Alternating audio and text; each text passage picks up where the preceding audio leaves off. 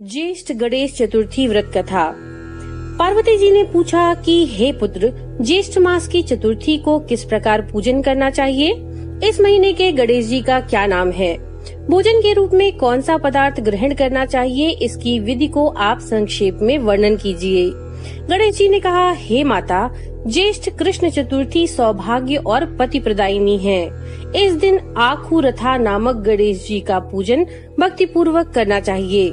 इस दिन घी निर्मित भोज्य पदार्थ अर्थात हलवा, लड्डू, पूड़ी आदि बना करके गणेश जी को अर्पित करना चाहिए। ब्राह्मण भोजन के पश्चात स्वयं भोजन करें। हे पार्वती माता, इससे संबंधित मैं पूर्वकालीन इतिहास का वर्णन कर रहा हूँ। गणेश पूजन और व्रत की विधि जो पुराण में वर्णित है उसे सुनिए। सतयुग में 100 यज्ञ करने वाले एक पृथु नामक राजा हुए। उनके राज्यांतर्गत दयादेव नाम के एक ब्राह्मण रहते थे। वेदों में निष्णात उनके 4 पुत्र थे। पिता ने अपने पुत्रों का विवाह ग्रह सूत्र के वैदिक विधान से कर दिया। उन 4 बहुओं में बड़ी बहू अपने सास से कहने लगी कि हे सासू जी, मैं बचपन से ही संकटनाशक गणेश चतुर्थी का व्रत करती आई हूँ।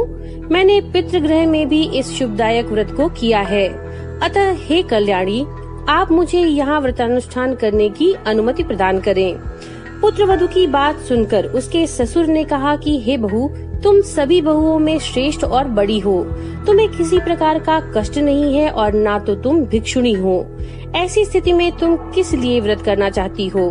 हे सौभाग्यवती, अभी तुम्हारा समय उपभोग करने का है। ये गणेश जी कौन है, फिर तुम्हें क्या करना? कुछ समय पश्चात बड़ी बहू गर्भिणी हो गई। 10 मास बाद उसने सुंदर बालक का प्रसव किया। उसकी सास बराबर बहू को व्रत करने का निषेध करने लगी और व्रत छोड़ने के लिए बहू को बाध्य करने लगी। व्रत भंग होने के फलस्वरूप गणेश जी कुछ दिनों में कुपित हो गए और उसके पुत्र के विवाह काल में वर वधु के सुमंगली के समय उसके पुत्र का अपहरण कर लिया। इस अनहोनी घटना से मंडप में खलबली मच गई। सब लोग व्याकुल होकर कहने लगे, लड़का कहाँ गया? किसने अपहरण कर लिया? बारातियों द्वारा ऐसा समाचार पाकर उसकी माता अपने ससुर दयादेव से रो रो कर कहने लगी कि हे ससुर जी, आपने मेरे गणेश चतुर्थी व्रत को छुड़वा दिया है, जिसके परिणाम स्वरूप ही मेरा पुत्र गायब हो गया है। अपनी पुत्र वधू के मुख से ऐसी बात सुनकर ब्राह्मण दयादेव बहुत दुखी हुए। साथ ही उसकी पुत्र वधू भी बहुत दुखी हुई। पति के लिए दुखित पुत्र वधू प्रत्येक मास संकट नाशक गणेश चतुर्थी का व्रत करने लगी। इसके पश्चात एक दिन एक वेदज्ञ और दुर्बल ब्राह्मण भिक्षाटन के लिए इस मधुर भाषिणी के घर आए। ब्राह्मण ने कहा, हे बेटी, मुझे भिक्षा स्वरूप इतना भोजन दो कि मेरी क्षुधा शांत हो जाए। उस ब्राह्मण की बात सुनकर उस धर्मपरायण कन्या ने उस ब्राह्मण को वस्त्र आदि दिए। कन्या की सेवा से संतुष्ट होकर ब्राह्मण कहने लगे, हे कल्याणी, हम तुम पर प्रसन्न हैं। तुम अपनी इच्छानुकूल मुझसे वरदान प्राप्त कर लो। मैं ब्राह्मण वेशधारी गणेश हूँ और तुम्हारी प्रीति के कारण यहाँ आया हूँ। ब्राह्मण की बात सुनकर के कन्या हाथ जोड़कर निवेदन करने लगी कि हे विघ्नेश्वर, यदि आप प्रसन्न हैं तो मुझे मेरे पति के दर्शन करा दीजिए। कन्या की बात सुनकर गणेश जी ने उससे कहा कि हे सुंदर विचार वाली, तुम जो चाहती हो वही होगा। तुम्हारा पति शीघ्र ही आएगा। कन्या को इस प्रकार वरदान देकर गणेश जी वहीं अंतर्ध्यान हो गए।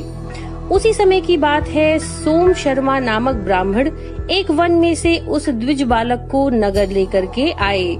अपने पौत्र को देखकर दयादेव नामक ब्राह्मण बहुत प्रसन्न हुए। बालक की माता के हर्ष की तो सीमा ही न रही और साथ में संपूर्ण नगरवासी भी प्रमुदित हुए। बालक की माता ने पुत्र को छाती से लगा लिया और कहने लगी कि गणेश जी के प्रसाद से ही मैंने खोए हुए पुत्र को प्राप्त किया है।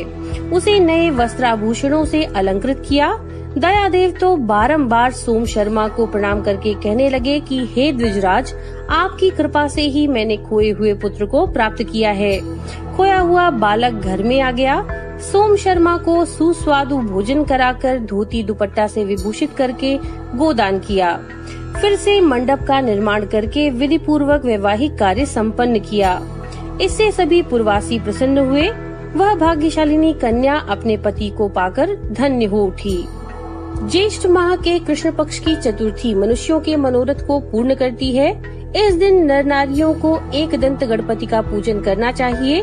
हे देवी, पूर्व कथित रीति से भक्ति पूर्वक जो व्यक्ति इस व्रत का पूजन करेंगे उनकी संपूर्ण इच्छाएं पूरी होंगी।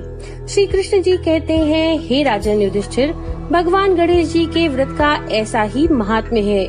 हे महाराज, अपने शत्रुओं के विनाशार्थ आप भी इस व्रत को अवश्य कीजिए।